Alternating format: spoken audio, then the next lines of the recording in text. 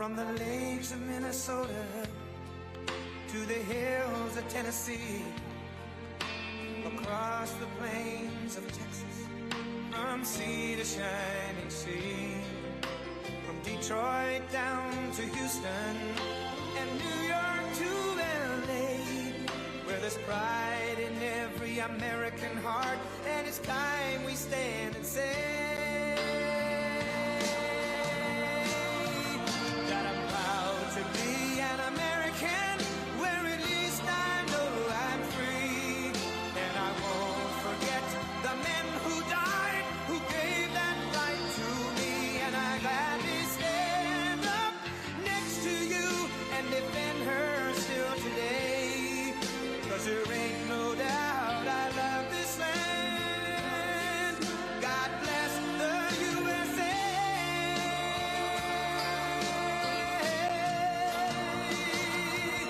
And I'm proud to be an American, where at least I know I'm free, and I won't forget the men who died, who gave that right to me, and I gladly stand up next to you and defend her still today, 'cause there ain't no doubt I love this land.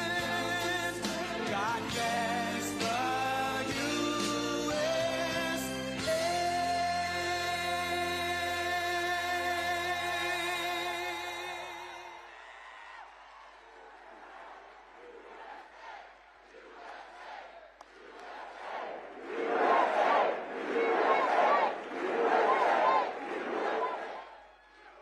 Thank you very much. Thank you. Thank you. And a very special hello to CPAC. It's been a long time. We've loved being back, and it's hotter than ever. This place is packed. You got to see outside. They don't know what's happening. They have no idea what's happening. And a friend is here from Argentina, and a friend is here from Poland. Stand up.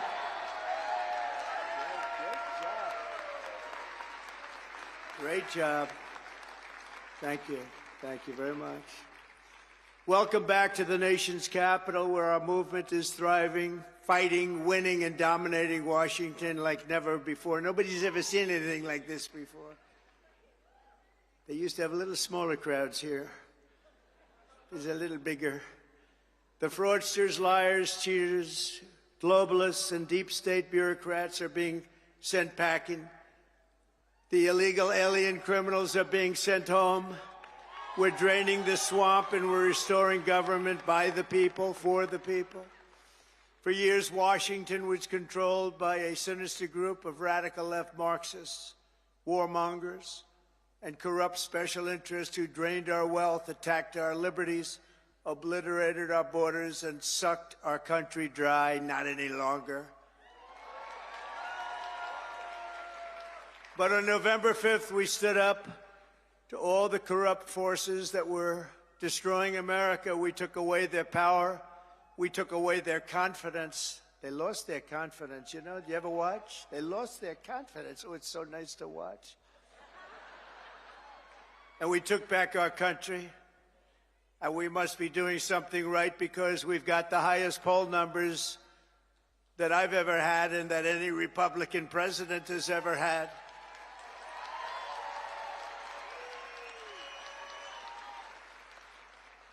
And our approval rating is now the highest ever across all demographics. Rasmussen just came out at 56%, Insider Advantage 56%, RMG Research 57%, and we have many polls in the mid-60s, one at 71%. We like that, 71. And according to YouGov, a big deal, 70% of Americans believe that what we are doing is right, and we are keeping our promises. That's all we're doing, when you think, is keeping our promises. That's all we had to do. And their promises weren't worthwhile to go and vote for. They loved men playing in women's sports, open borders, little things like that. But don't tell them. Don't tell them. Keep it quiet. We'll tell them about a week before the next election. Now keep it quiet. Let them think it's a great thing what they're doing. You saw Maine yesterday, right? The governor of Maine.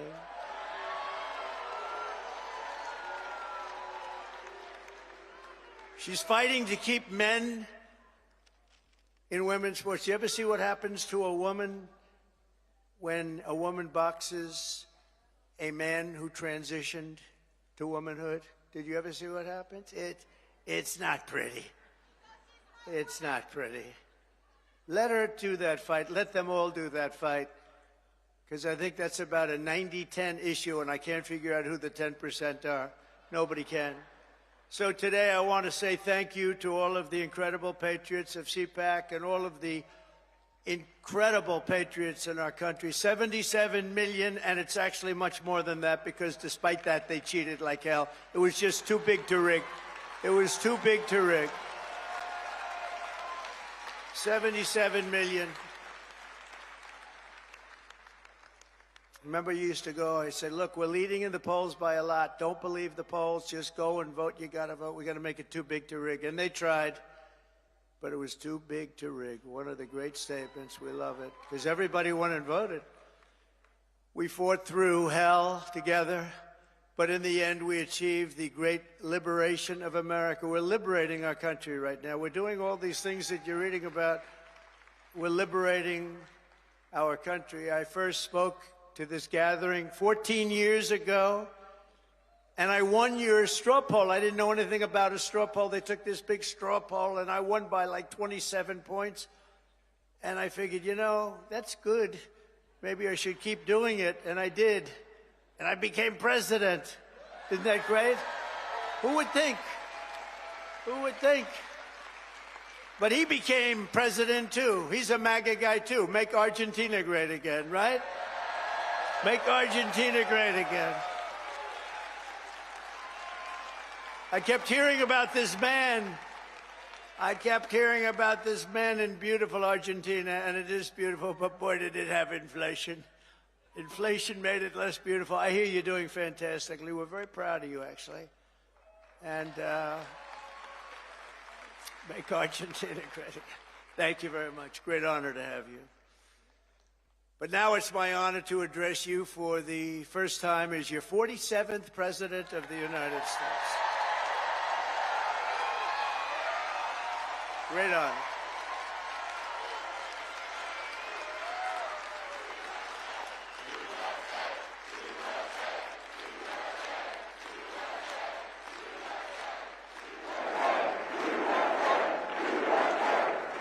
I want to begin by thanking Matt and Mercedes Schlapp for the incredible job they do, and everyone they put together. They put together an amazing team, the American Conservative Union, for organizing this event. You have some big players here. Senator Ted Cruz, Eric Schmidt, Jim Banks of Indiana. Where's Eric? Where is Eric? Is it? Hello, Eric. You can see Eric anywhere. If he's right in the back of the room, he stands up. They're all good. These are great people. Representatives Riley Moore, James Comer, Harriet Hagerman, Byron Donalds. Our great Attorney General, she's going to be great, Pam Bondi. Where's Pam? I don't know where she is. So many people. So many people. Secretary Doug Burgum. Secretary Chris Wright. Oh, he's going to get that energy out of the ground. Secretary Scott Turner. Our next ambassador to the United Nations, Elise Stefanik, who just gave a great speech, by the way. A very good friend of mine. Is this guy central casting, though? Tom Homan. Is he central casting?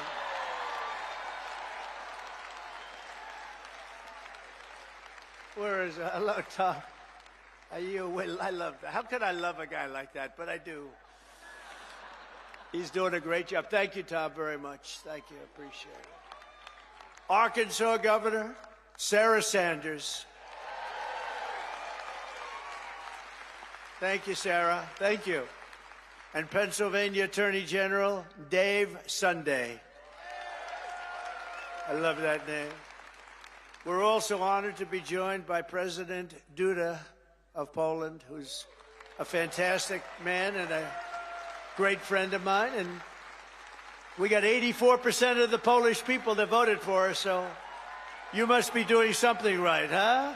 Hanging out with Trump. And again, President Milei of Argentina, thank you very much. Thank you very much. What a great guy. And the Prime Minister of Slovakia, Robert Fico. Robert, thank you, Robert. Thank you. Nice to see you. The leader of the UK Reform Party, who, by the way, did really well in that last election. I've been his friend for a long time, and I wasn't sure, am I supposed to be his friend or not? But it never mattered to me if he did well or not. I always liked him, but it's easier to like him when he got the kind of votes he got. He really took it by storm, and they say he's going to do even better this time. Nigel Farage. Where is Nigel?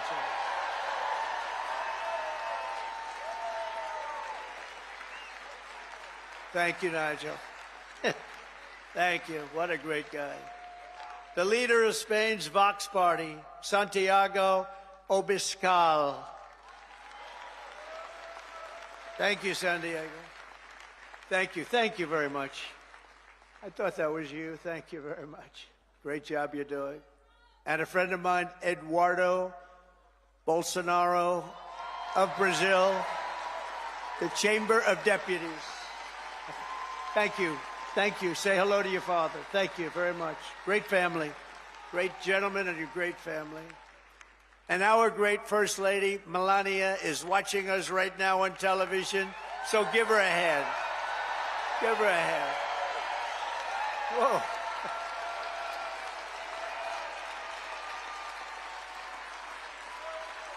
Thank you. Thank you. Oh, she's going to be happy. That's so nice. We love our First Lady. Everybody does. With the help of so many incredible supporters here today, we're going to forge a new and lasting political majority that will drive American politics for generations to come. I think we're going to do fantastically well in the midterms. You know, in theory, the one that wins the presidency does not do well in the midterms, but I think this is going to be a change. We're at a level, I don't think we've been at this level maybe ever as the Republican Party. We're a bigger, better, stronger party than ever before. More people in our party than ever before. But the people have given us a resounding mandate for dramatic change in Washington, and we are going to deliver it. We're going to use it, and we're going to make America great again by using it. So it's going to be something. But think of it, at the presidential level, we won the popular vote by millions and millions of votes. We swept all 7 swing states: Michigan, Wisconsin, Pennsylvania, North Carolina, Georgia, Arizona, Nevada, all by great margins. We won 85% of all of the counties in America. That means that map was red. Did you ever see the map? Did you see the certified map? Where is it? I want to see a certified map. It's all red. You can hardly find the blue. Think of this. They won 525 counties, and we won 2,600 counties. It's the biggest margin ever recorded. And incredibly, for the first time ever, all 50 states shifted toward the Republican Party. It's never happened before. So it was indeed too big to rig. We won the largest number of African-American votes in Republican history, by far. We won the largest number of Hispanic-American votes, any Republican ever. Hispanic Americans, we love you. The energy, the brilliance of Hispanic Americans. We won all of the cities and towns along the Texas border, whereas before I ran, we won none. We never used to win any. I got a call from our great governor of Texas who said, President, you just won every single town along the Texas border to Mexico. I said, oh, is that good? He said, it hasn't happened since Reconstruction. I said, define Reconstruction for me. He said, that means essentially the Civil War. That's a long time. But that was when I first heard about it, actually. Our party has become the proud voice of hardworking citizens of every race, religion, color, and creed. And I think one of the main reasons, not that we're conservative or not that we're anything else, we are the party of common sense. It's about common sense, right? It's all about common sense. Over the past month, we've confirmed an all-star team of warriors, patriots, visionaries, and put the America First agenda into action. I see Doug Burgum sitting right over there. I tell you, he was so good. I looked at him. I said, I got to have him here. I got to have him. He was a great governor. He's involved with a little thing called energy. He's got the Department of Interior, and Chris Wright has the Department of Energy. So Chris has no energy, and Doug has all of the energy. Chris has more interior, but he doesn't have. So I merged them. So now you have an energy guy, and you have the guy with all the energy, and you're going to drill, baby, drill, aren't you, huh? Drill, baby, drill. And Catherine, stand up. His wife is incredible. She is such an incredible woman. Incredible woman. You got very lucky, Doug. It's good to be successful, isn't it, Doug? She's an incredible woman. He's an incredible guy. In addition to the great cabinet secretaries we have here today, we confirm Secretary of Defense Pete Hegseth to end the woke insanity and rebuild our military. Pete is fantastic. Thank you. To stop the weaponization of federal law enforcement, I know about that, I think, better than any human being on earth. This week, we swore in a new director of the FBI, somebody that everybody wanted, Kash Patel.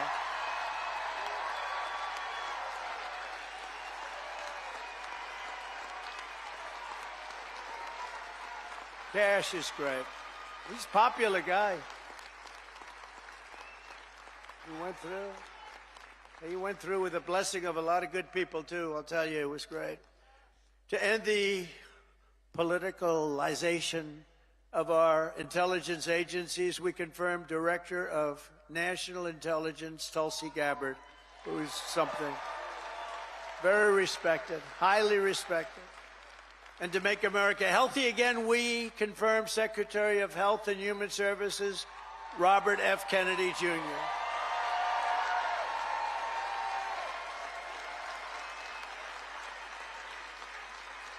Great guy. We need him. We need him. You know, there's a number on autism as an example with children, autism. And you go back 15 years, it was from 10 to 20,000. You had like 1 in 10 to 20,000. Some say 10, some say 20, but it was in that vicinity. That's a big vicinity. Now it's 1 in 36 babies have autism. 1 in 36. Think of it. It was 1 in probably 20,000 people. Now it's 1 in 36. There's something wrong. Something's wrong, and Bobby is going to find it. Working with Dr. Oz, by the way. Working with Dr. Oz.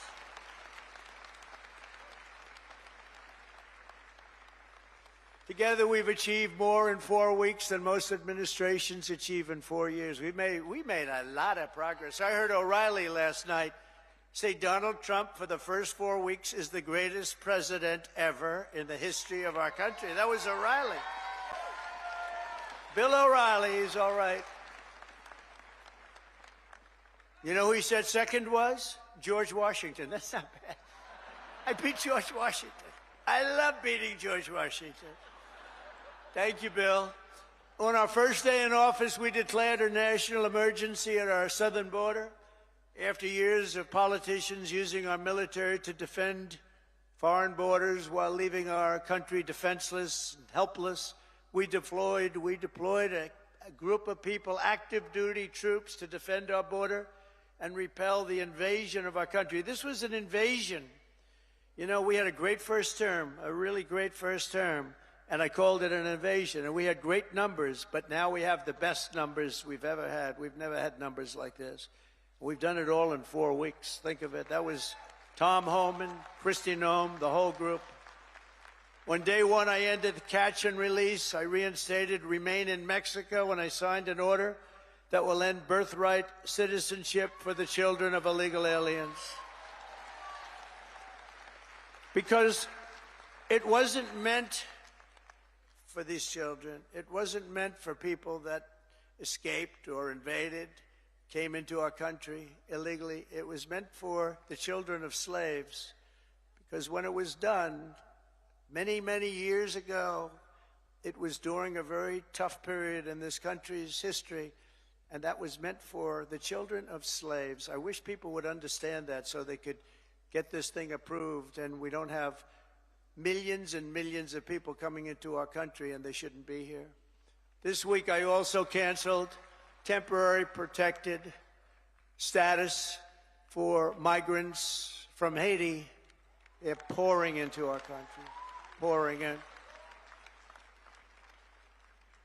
If I weren't elected president, there'd be nobody in Haiti anymore. They were pouring in at levels from other countries too, all over Africa, the Congo, all over South America. And they were coming in from prisons and mental institutions and insane asylums, jails, and gang members. And you have to see gang members, drug lords, people that are drug addicted. They were sending them all into our ridiculous and very stupid Biden open border. Our border czar was Kamala.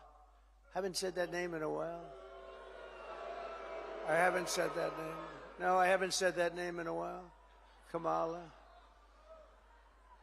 I'll bet nobody knows her last name. Nobody ever knows her last name. Even during the campaign, you'd have to say Kamala. It's strange, you know, a little different name. Kamala, because her last name was Harris. I used to say Senator Harris. Nobody knew who the hell I was talking about. So I had to go Kamala. But think of it, I was beating Joe badly, really badly, and they changed him. I'm the only one that ever had to beat two people. I had to beat two. Had to beat two. We beat two. I didn't beat. You beat. You beat two people. No, he was doing badly. That's like the great Dana White. He has a fight, and one guy's doing really badly, so when they take him out, they put another guy in the fight, the same guy that's... I had that. Never happened before. A lot of things we do never happened before. Do you ever notice that? We're the first in everything. So we beat two candidates. They said, who do you run against? Well, we ran against Biden, and we ran against Kamala Harris.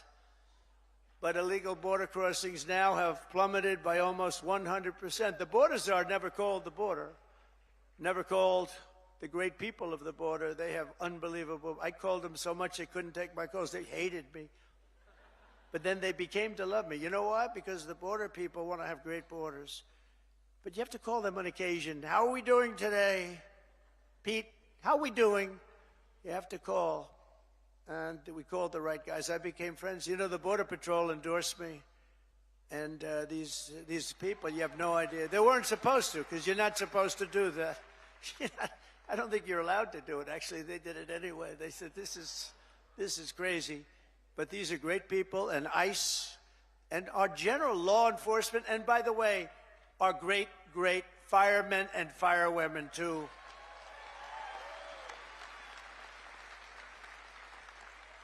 They were great. They all endorsed us. With the police, we got high 90s in terms of, and many of them were unionized, you know. We have a young lady who's right now going for the Department of Labor, and she tends to be a little bit on the slightly left of center. And everybody said, why did I do that? I said, you know why I did that? Because unions like her, and labor likes her, and a lot of people like her, and she's very solid, very strong, and she's going to do the right thing. But they all voted for us. They didn't vote for me, they voted for us. We got the Teamsters, we got the firefighters, we got the police, we got the auto workers. We're so great. We had tremendous support, so I think it's nice to give them a person in the center, because that's what she's going to be very good, I think. But a lot of people say, why'd you do that? I said, because I want to do something nice for these people that voted for me. Oh, gee, what a great political move that was. Now they're all saying, what a great political move. No, it's all common sense. Remember that. Remember that. Sean O'Brien was fantastic. The whole group, they were great. Over the past few weeks, we've begun the largest deportation operation in American history, larger even than that of President Dwight D. Eisenhower, a very moderate man, but he was very strong on that. He didn't like people running into our country and taking over our country. I'll tell you, I had 4 years. I don't know if you had this. I couldn't stand it. Don't get angry. Donald, don't get angry, please. I couldn't stand it. Watching these people come in from jails and mental institutions and the worst criminals in the street, gang members being dropped off in buses and bussed into our country. I couldn't stand it. So I said, I'm going to run for president again. And now we don't have that problem.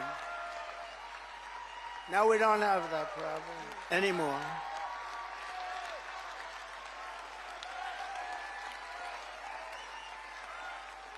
We don't have that problem anymore. We now have the best border we've ever had. And by the way, if they can ever find my world's favorite chart ever in history, I'll show you what it was when I left. And now it's even slightly better. Can you drop that chart, do you think? I don't know. I never tell them about this, but they used to drop it like magic. If they can, they'll drop it. Who the hell knows? But it's my favorite chart.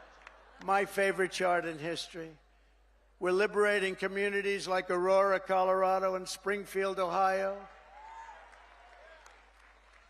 that have been occupied by illegal alien criminals from all over the world. We're rescuing the Americans whose jobs have been stolen, whose wages have been robbed, and whose way of life has been absolutely destroyed. And under the Trump administration, our country will not be turned into a dumping ground. We're not going to do it. We're going to have a great country again. It's going to happen soon, a lot sooner than you think, and we're going to have so much money coming in from tariffs. Oh, you're going to say, your senators and your congressmen are going to say, please, sir, please. You're making us look so bad. We have so much money coming in. I didn't know this was going to happen. Please don't do this to us. We look very bad. But they're great. They're doing well. I tell you, the Republican senators they're sticking together. The Republican congressmen and women are sticking together. Every once in a while, you have one that wants a little action or something. I don't know what it is. It's so sad to see. I just hate to see it. I hate to see it, but they're sticking together. One thing about the Democrats, they have rotten, horrible policy, the worst policy in history, but they stick together. We have great policy, but sometimes they don't stick, but they've been sticking for us. They've been sticking.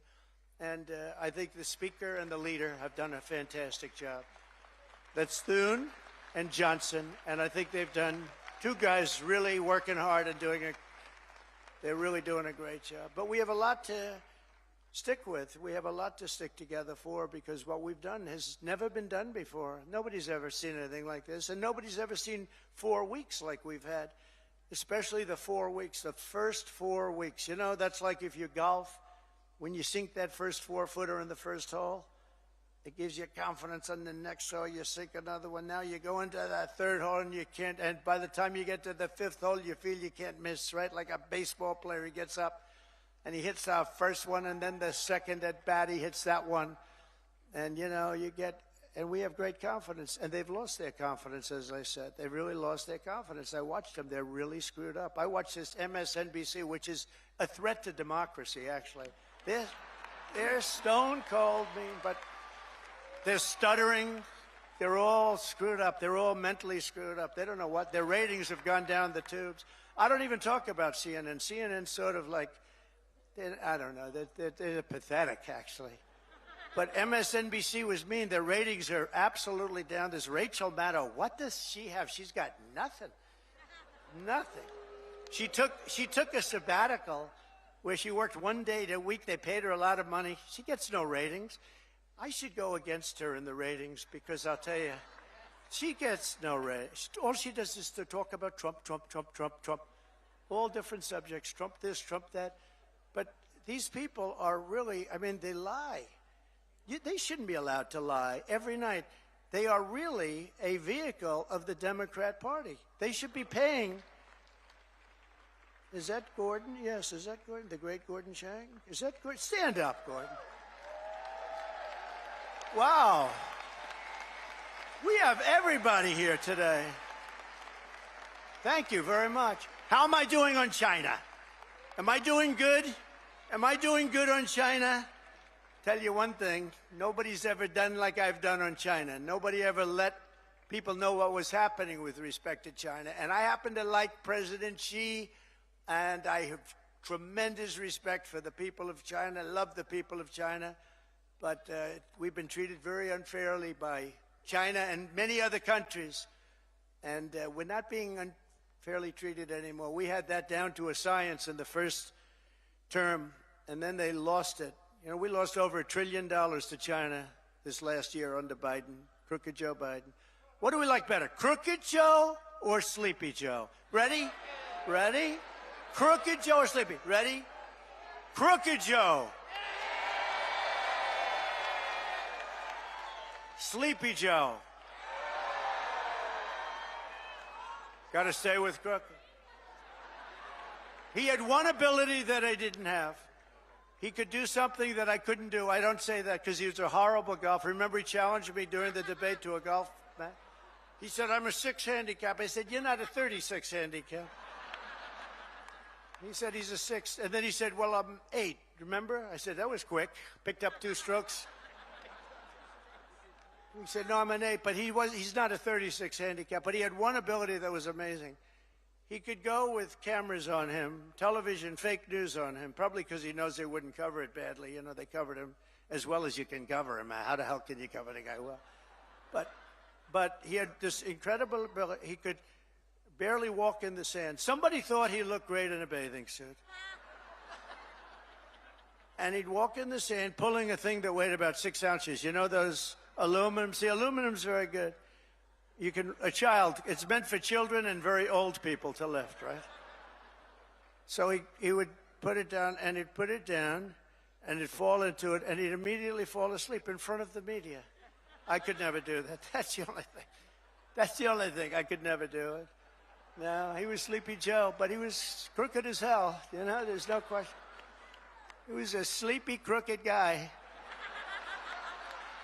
Terrible, terrible president. He was the worst president in the history of our country. I don't care, I'll say it. Jimmy Carter passed away recently, and he passed away a happy man. He was a happy man when he passed away because he said that it's not even close. Joe was the worst, and believe me, I have to clean up the mess. I'm cleaning up the mess, and it is a mess on the border with inflation. Could go over every single thing he touched. Turned to shit, okay? Everything. It's true.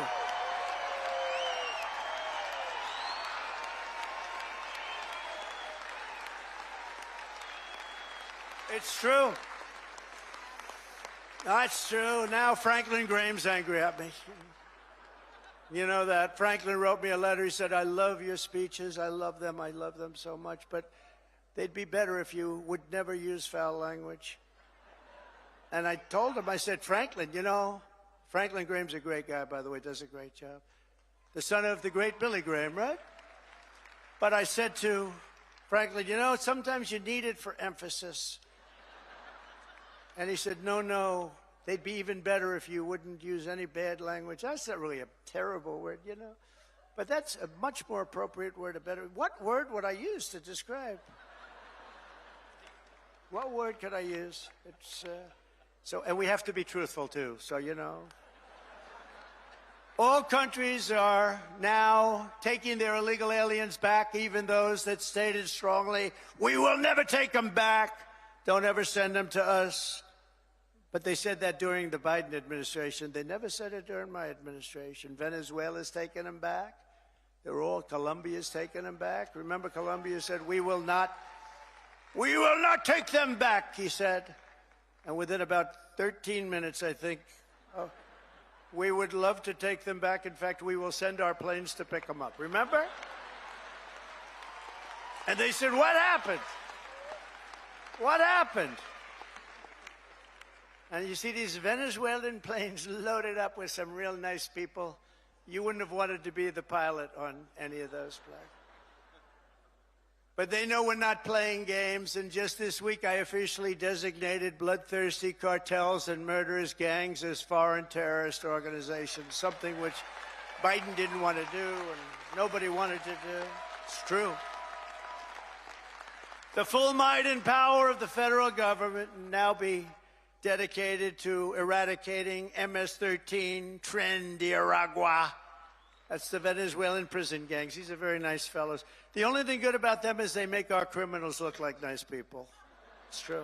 Remember when they used to say, people that come in from foreign countries are nice people. These are wonderful people. These are good people. They're not murderers. They're not terrible. These people make us look like babies, okay? You know the Hells Angels? They're among the nicest people on earth when you compare them to these thugs. And the Hells Angels actually love our country, if you can believe that. They actually do. But their members and their leaders in the United States will be hunted down. I'm talking about MS-13. They're hunting them down. We removed tens of thousands, MS-13, Tren de Aragua, rooted out, arrested, and expelled from our soil like the savage monsters that they are. We don't have anybody coming up from Argentina. Nobody's coming up from Argentina to facilitate the mass removal of criminal aliens. I also issued an executive order to make available the full capacity and detention. We're going to use Guantanamo Bay. We have a detention facility that's actually massive. Nobody even knew it existed. Holds thousands of prisoners. We never used it. For 4 long years, you had a president who put illegal aliens up in penthouse suites in beautiful hotels on Park Avenue, on Madison Avenue, or on Fifth Avenue in Manhattan. Now you have a president who is stamping their ticket to Gitmo on a one-way trip back to the places from which they came. Wonderful places. Big difference. My administration is also moving swiftly to save the U.S. economy from the train wreck of inflation and worse that Joe Biden created. I withdrew from the one-sided Paris Climate Accord. It was a disaster. It was a disaster. I terminated the Green New Scam. One of the greatest hoaxes ever played on this country is the Green New Scam. We spent trillions of dollars on this nonsense, and just a total hoax. It really set back our country, I want to tell you, monetarily and every other way. And I canceled Joe Biden's insane electric vehicle mandate where everybody has to have an electric car. And if you want an electric car, get an electric car. If you want a gasoline-powered car, if you want to have a hybrid, you get it. The only thing you can't do is a hydrogen-powered car. You know why? They said it really works great, but when it doesn't work, you never find the body. That's a bad sign. You know, when it doesn't work, they found the body on a tree about 250 yards up the road. It's seriously bad. So we'll leave hydrogen out of it for a little while, I think, or maybe permanently. I'd say permanently. To crush inflation by slashing spending, I imposed an immediate federal hiring freeze, a federal regulation freeze, and a foreign aid freeze. We're given to countries that hate us. We're giving billions and billions of dollars to countries that hate us. And I signed an order creating the Department of Government Efficiency. You probably haven't heard of it, which is now waging war on government waste, fraud, and abuse. And Elon is doing a great job. He's doing a great job.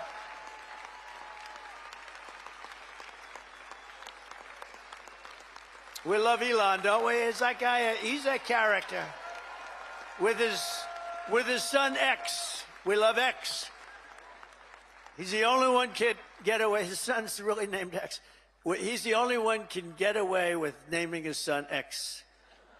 If we ever did it, they'd say, "You're crazy." But he's great. He's doing a great job, and he doesn't need this either. He doesn't need it, but he wants to see. You know, he's a patriot. People said, "Well, what official position does he have?" I said, "Patriot." Oh, they didn't know. They said, "That was good." He's a patriot. Here are some of the flagrant scams that, as an example, they've spent money on and we've been able to recapture for a large dose of it at least. $520 million for a consultant to, think of that, $520 million. $520 million. You know, when I hire consultants and they just take advantage of me, it's a horrible thing to watch. And I give them $25,000, I feel I'm overpaying. These guys got $520 million. Environmental, social, governance, and investments in Africa. $25 million to promote biodiversity, conservation, and socially responsible behavior in Colombia. This is Colombia, South America, not Columbia University. Of course, that might be worse, actually, based on their actions. $40 million to improve the social and economic inclusion of sedentary migrants. Nobody knows where. Who are they? Where do they come from? Just sedentary migrants. Nobody even knows what a sedentary migrant is. If they were sedentary, they wouldn't be a migrant, right? They wouldn't move. No, they wouldn't move. They'd stay in the same place. Right, Doug? $42 million for social and behavior change in Uganda. $10 million for Mozambique medical male circumcisions. Why are we going to Mozambique to do circumcisions? It's a lot of money. $14 million for improving public procurement in Serbia. Here's a beauty. $486 million to a consortium of elections and political process strengthening ideas, of which $22 million goes to inclusive and participatory political process in Moldova. $29 million goes to strengthen the political landscape and help them out so that they can vote for a radical left communist in Bangladesh. You had to see who they supported. You wouldn't believe, yeah, you would believe it. Nobody in this room would be in that group. $20 million for fiscal federalism and $19 million for biodiversity in Nepal. $47 million for improving learning outcomes in Asia. $18 million for helping India with its elections. Why the hell? Why don't we just go to all paper ballots? Let them help us with their elections, right? Voter ID. Wouldn't that be nice? We're giving money to India for elections. They don't need money. They take advantage of us pretty good.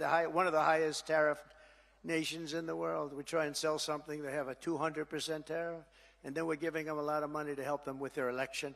$32 million for the Prague Civil Society Center.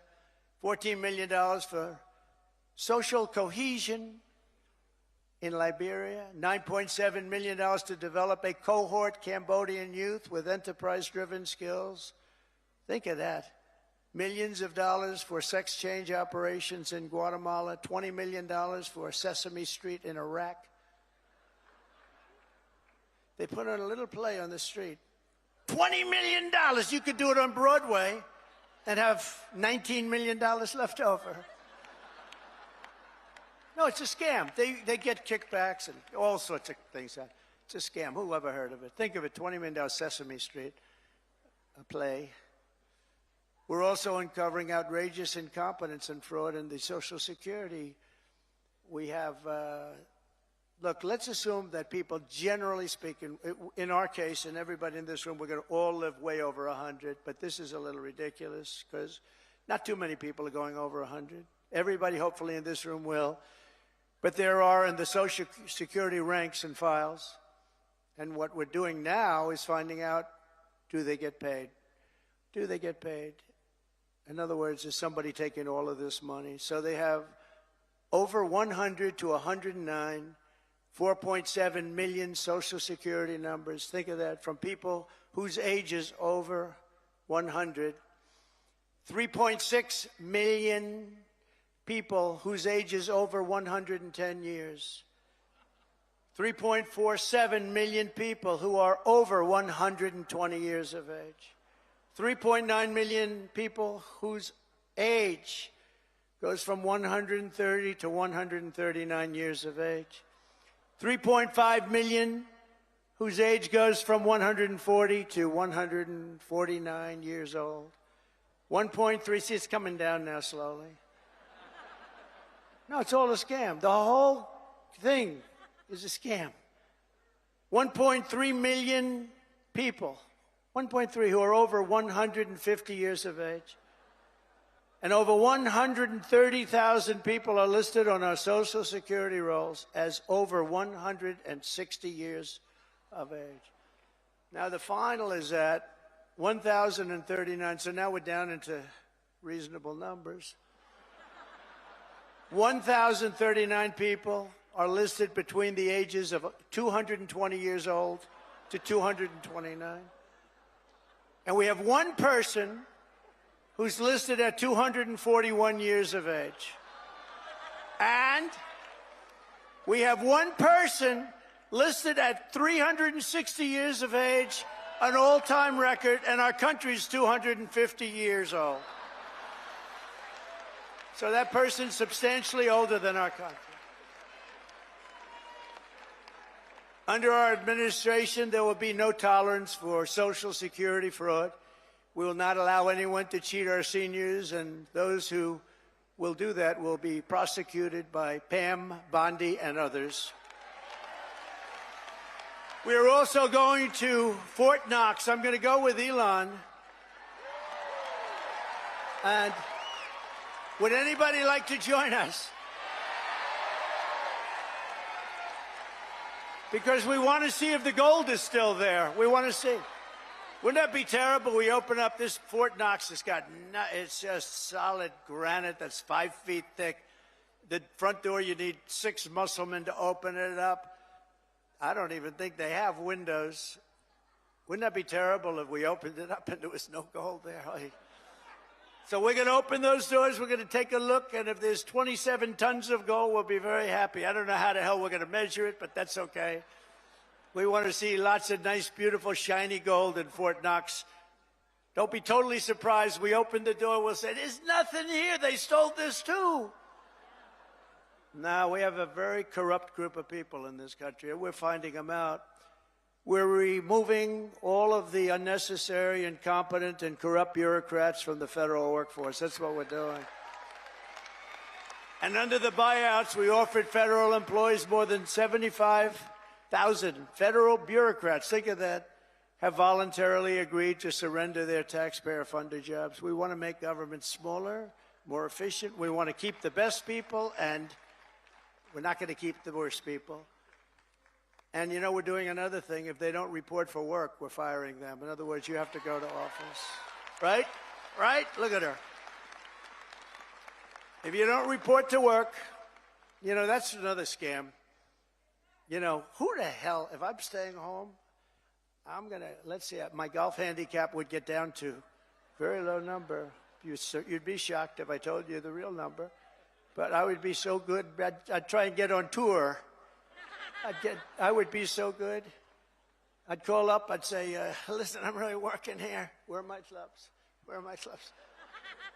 Either that, or in many cases they have second jobs while they're getting paid by us. So one of the reasons they're leaving is because they don't want to have to show that. And we're demanding to see that information. How many jobs have you had? Who paid you while you were working for the government? And we are demanding that people, if they work for the government, they have to show up and sit in an office and do their job, right? And we've also effectively ended the left-wing scam known as USAID, the agency's name. Has been removed from its former building, and that space will now house agents from Customs and Border Patrol. Beautiful. And at the ultra-left CFPB, which was terrible. So many people have been hurt by that. I used to get calls from lending officers, from owners of small banks, and they were almost crying. What they did to those people, they destroyed them, put them out of business. It was established by Elizabeth Pocahontas Warren. Does anyone know that? Remember the Pocahontas scam? I'm an Indian, therefore I'm entitled to be a senator. I'm an Indian, she said. Could we see proof of that, please? She said, well, the only proof I have is my mother said I have high cheekbones. Oh, that's no good, right? Remember she went out? I really spooked her, I tell you. Remember she went out, she couldn't take it anymore. I was calling her Pocahontas, Pocahontas. Everyone knew she was not an Indian. I had more Indian blood than her, and I have no Indian blood. I'd be honored to, but I don't have any, but I had more than her. Do you remember she went out and she had a blood test? And it came back and she was so happy because it said 1,024th. That means everybody in this room had more than her. But because there was even a scant, in other words, 1 million years ago, something could have happened. And she was so happy that she released it and she got killed. That was the end of her presidential career. She does not like me very much. But she's a very angry person. Do you notice the way she is? She's always screaming, and she's crazy. These people are crazy. The radical left is meaner. Yes. I don't know what it is, Doug. They're meaner than us, aren't they? We're like normal people. We're smart. We get our word, but we don't go crazy.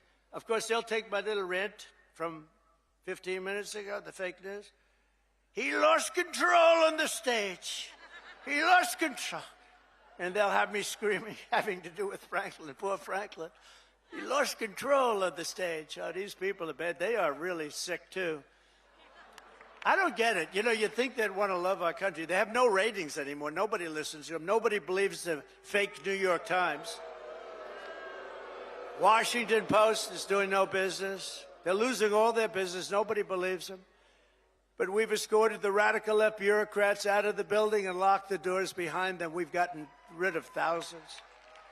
I withdrew the United States from the corrupt World Health Organization. I withdrew from the anti-Semitic UN Human Rights Council. The council is horrible. And I withdrew from the terror-supporting UN Relief and Works Agency. The UN has such great potential, but not the way it's run now. It's terrible the way it's run now. We stopped all taxpayer money to these corrupt institutions. And by the way, just so, because who the hell knows, we got to talk about something very important. The war between Russia and Ukraine. People are being killed, mostly young men, mostly Russian and Ukrainian men, at levels you've never seen before. Thousands of people a week. And I've spoken to President Putin, and I think that thing is going to end, but it's got to end. It's a horrible, horrible thing to watch. I'm dealing with President Zelensky. I'm dealing with President Putin. I'm trying to get the money back that, or secured, because, Europe has given $100 billion. The United States has given $350 billion because we had a stupid, incompetent president and administration. 350. But here's worse. Europe gave it in the form of a loan. They get their money back. We gave it in the form of nothing. So I want them to give us something for all of the money that we put up. And I'm going to try and get the war settled. And I'm going to try and get all that death ended. So we're asking for rare earth and oil, anything we can get. But we feel so stupid. Here's Europe. And, it affects Europe. It doesn't really affect us, except we don't like to see two things. Number one, how Biden got us into this thing in the first place. Terrible. But why is it that he didn't ask for equalization? Europe should put up more money than us. But even if you said the same thing, how come we went so far out front? And he didn't know that Europe gets his money back. They did it in the form of a loan. We don't get our money back. We get nothing. So we're getting our money back. We're going to get our money back because it's not fair. It's just not fair. And we will see. But I think we're pretty close to a deal, and we better be close to a deal.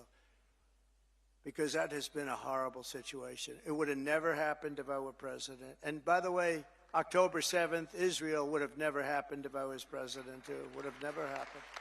Iran was broke. They had no money for Hamas or Hezbollah. They had no money to give. Everybody knows that. Jewish people in the audience know that. Iran was broke. They were not giving money around. And when I got out, they took all the sanctions off Biden, and Iran became rich very quickly. With oil, you can become rich very, very quickly. And the rest is history. What a horrible thing. Even though the hostages are coming back, I saw it this morning where we got 6 more back. Biden got none back, by the way, just so you understand. None. 0. He would have never gotten any of them back. But they're coming back in pretty bad shape. It's a horrible thing, and many are dead. Many are dead.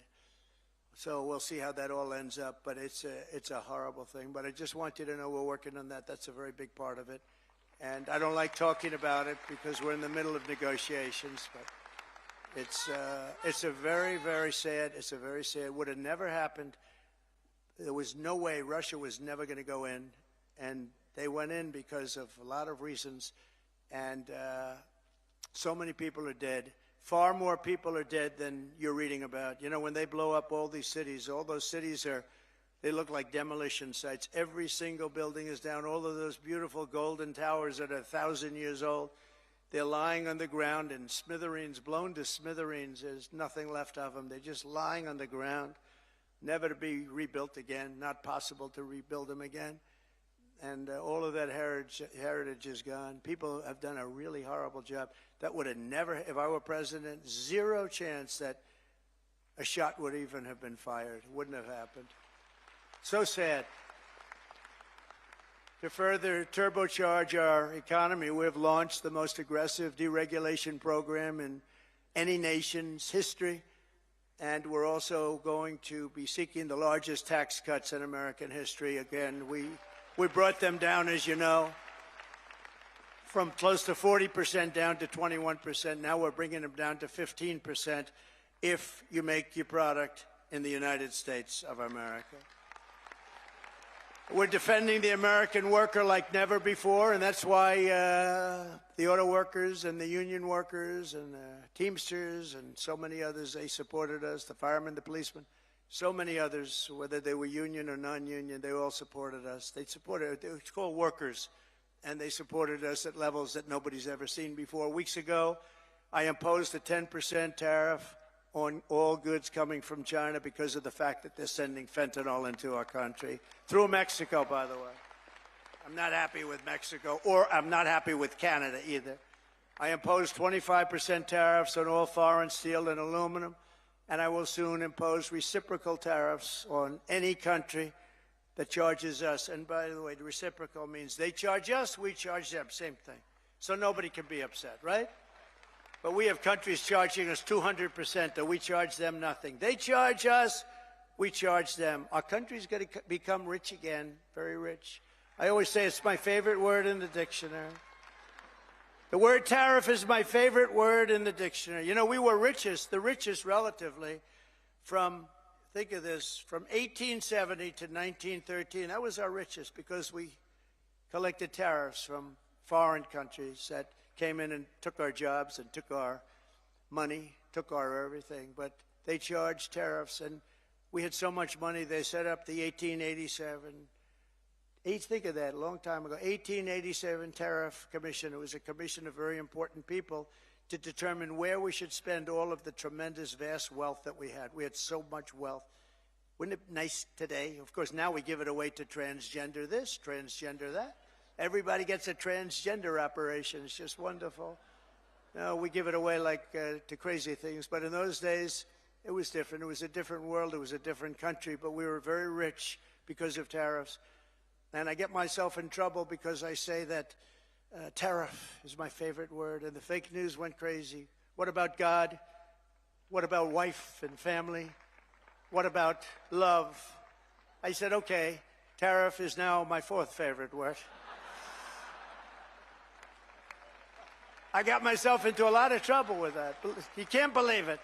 I said, tariff is my favorite word in the dictionary, and I got killed by the fake news. So I say now, it doesn't sound good. Terrorist, it's my fourth favorite word. I go, tariff is my fourth favorite word. It sounds so terrible, but this way I'm free. I write free, you know. I don't get clobbered by the fake news. But tariffs are also a powerful tool of diplomacy, and all around the world are moving quickly to bring back peace through strength. We have the greatest, you know, I rebuilt our entire military in the first term.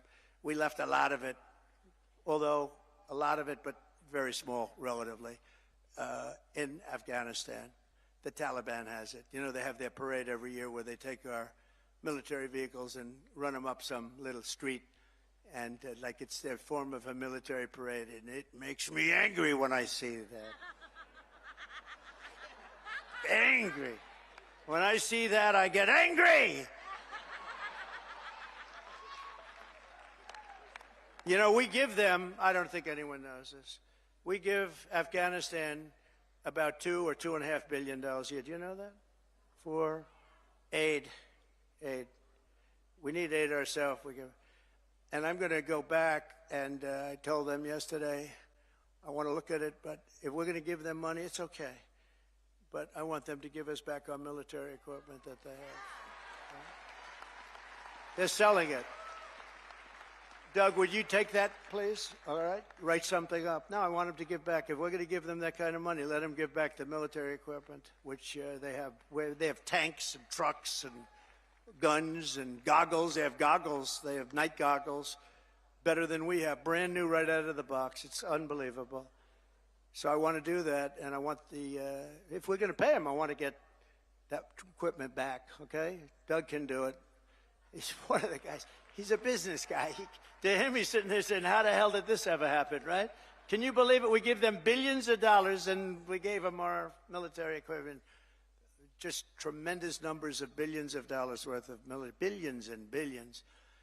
We have a ceasefire in Gaza, and we're joined today by several survivors of the captivity under Hamas, including Noah Argamani and Ilana Gretovsky. Wow, look at that, how beautiful. What a beautiful group of people. Wow, thank you very much.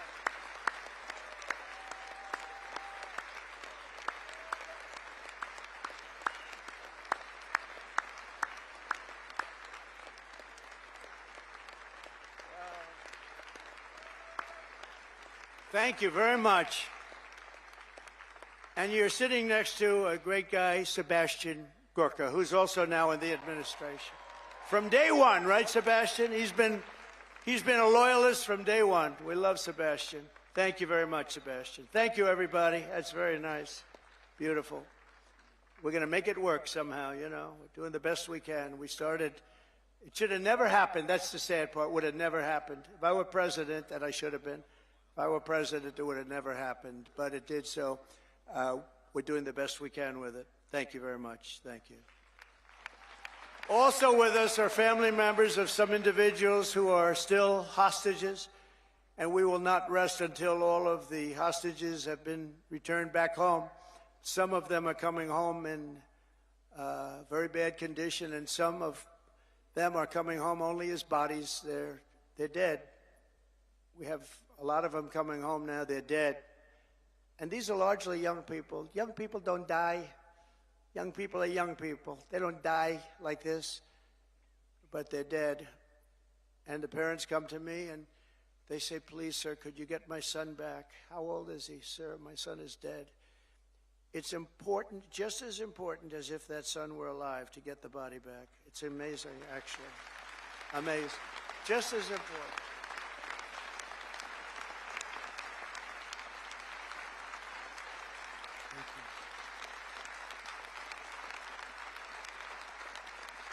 Thank you. It's amazing, though, the parents. The parents are strong. I mean, look, strong. What does strong mean? Strong is their life is ruined. Really, it's ruined. I see the people. But they come up to me, and it's so important to get the body back. They know. And some are not sure. They're 80% sure he's dead or she's dead.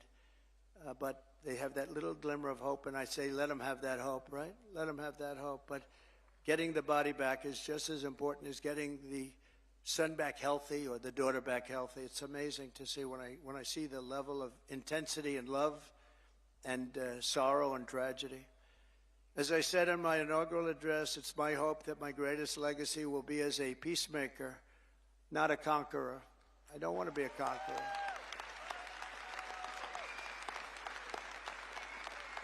Under the Trump administration, every day brings more good news for America. I've ended all of the so-called diversity, equity, and inclusion programs across the entire federal government and the private sector,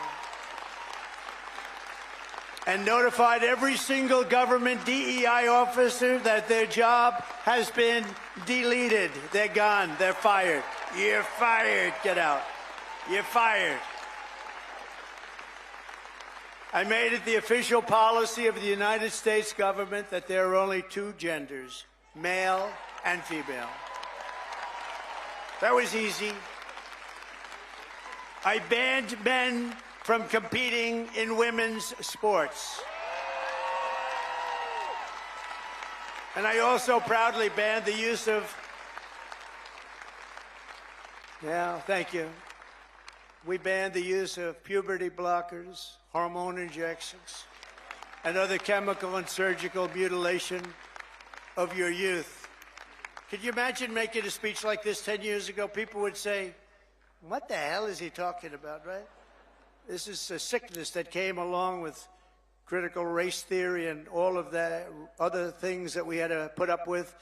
And it's all out now, critical race theory and transgender insanity. It's all gone from our schools and from our military. And I believe it's gone, too. I think we've turned the heads of even the people that, if you can believe they're believers, I don't know if they were, but I believe that it's all gone. And I've directed the reinstatement of any service member who was expelled from the armed forces due to the COVID vaccine mandate. They will be returned to their former rank with full back pay. Full back pay.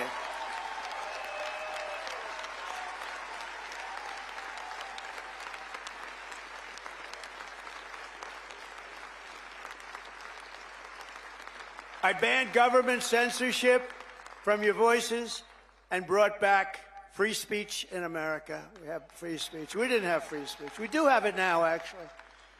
Now, this was a very vicious regime, you know. I was put under investigation more so than the late, great Alphonse Capone, one of the great killers of the world. Trump, my father would look down my mother. How the hell did this happen to my boy? This wasn't...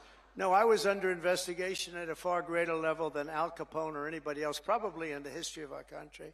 These people are sick. They're sick. They're bad people. I ended Joe Biden's weaponization as soon as I got in. I said, I'm going to hit him with the same stuff. But I ended his whole weaponization of our government and removed his hand-picked radical left Marxist prosecutors from the Department of Justice. I was so happy to do that.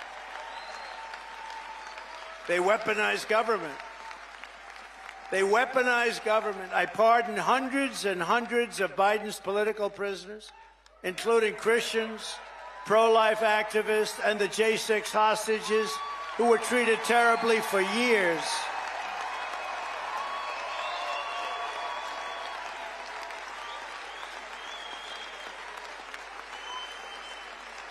We even got rid of people like Pete Buttigieg, who did the worst job of anybody in the history of transportation. What a bunch of losers. I revoked the security clearances of Anthony Blinken, Jake Sullivan, John Brennan, James Clapper, and every non-patriot who lied to cover up Hunter Biden's laptop from hell. We took away their security clearances. And they're not allowed to enter any government building either.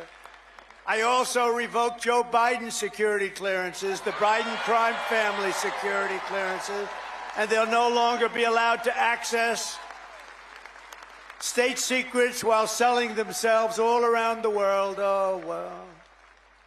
Now, these were bad people. These were bad people. And I do that because this should never be allowed to happen again. What happened to me in this administration, what happened on J6, what happened and all of the things they did that were so bad should never, ever be allowed to happen again. And on a friendlier note, I renamed the Gulf of Mexico the Gulf of America.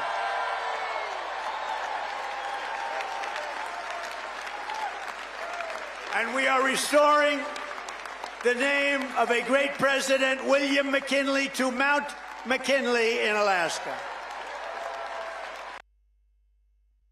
And William McKinley to Mount McKinley in Alaska. And as you know, many years ago, Jimmy Carter gave away the Panama Canal.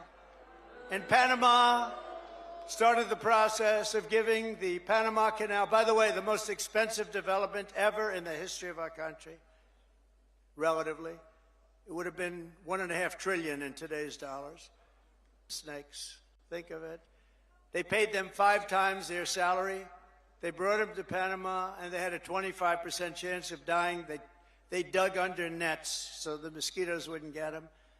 But we lost 38,000, mostly men, laborers, construction workers, because it was such a harsh way to live. It was very brutal. They died. 38,000. Again, it was the most expensive thing we ever built, and they gave it away for $1 to Panama. And last year it made $5 billion. Also, it's one of the most successful projects ever built in terms of money, monetarily. And it's the 8th wonder of the world. It connects 2 oceans, with one being 16 feet higher than the other. Think of it, the Pacific and the Atlantic. Think of what that is. You're going through dikes and canals. Amazing what they did. It was really a wonder of the world. We gave it away for nothing. But we didn't give it to China. We didn't give it to China. We gave it to Panama. We're going to take back the Panama Canal.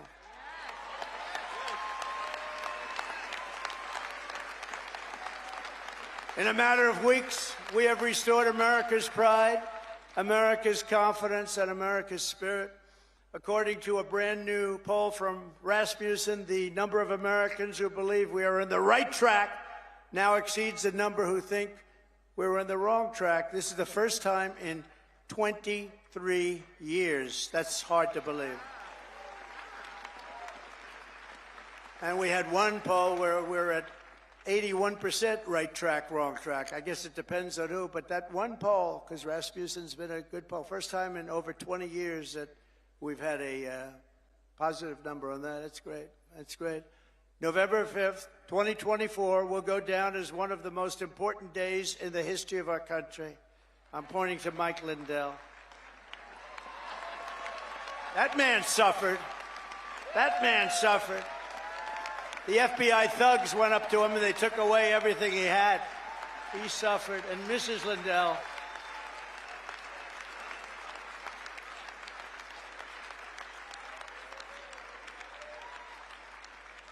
was a great guy. They went after him. It was just terrible. This was a vicious weaponization of your government. But he's all, I'll tell you, he stood up. He's all man. He stood up strong, and nothing was going to faze him. And I want to thank you on behalf of everybody, Mike. You put up with a tremendous amount. And he never changed his mind. He said that election of 2020 was rigged. And he's more of a believer today than he was even 4 years ago. But now it's okay to say it, Mike. Now it's fine. Now, that's why, you know, when it comes to a day where you can't challenge crooked elections, we've got a real problem in this country. And as of January 20th, 2025, the dark days of high taxes, crushing regulations, rampant inflation, flagrant corruption, government weaponization, and total incompetence, those days are over. They're over. But we cannot stop now. We're going to push forward every single day. In the immortal words of that great American hero, Captain John Paul Jones, I have not yet begun to fight.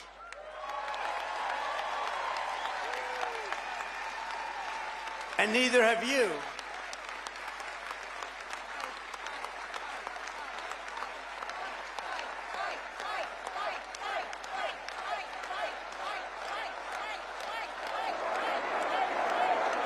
So together for the next 4 years, we are going to stand strong. We are going to work hard. We are going to fight, fight, fight, and win, win, win.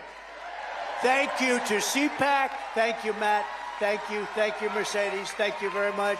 Thank you, everybody. God bless America. Thank you very much. God bless America. Thank you. Thank you. Thank you.